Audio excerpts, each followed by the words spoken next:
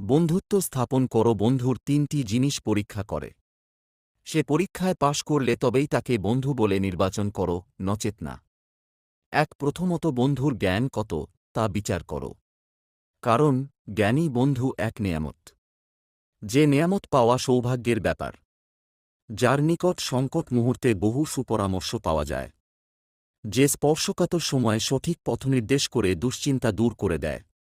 পড়াশোনার ক্ষেত্রে অধিক ফল লাভ করা সম্ভব হয়। এমন বন্ধুর বন্ধুত্বে ধোঁকাবাজির ভয় থাকে না। ভয় থাকে না কোথাও অপমানিত হওয়ার। কারণ জ্ঞান হল আলো, চোখের আলো এবং মনেরও আলো। আর আলোর পথই ভালো। চাহে রাত্রি আসুক অথবা কাটা থাকুক পথে, নিশ্চিন্তে গন্তব্যস্থলের দিকে অগ্রসর হওয়া যায়। আর এজন্যই একজন বিজ্ঞ বন্ধু হল সবচেয়ে বড় নেয়ামত। জ্ঞানীর সংস্পর্শে থাকলে হৃদয় আবাদ থাকে।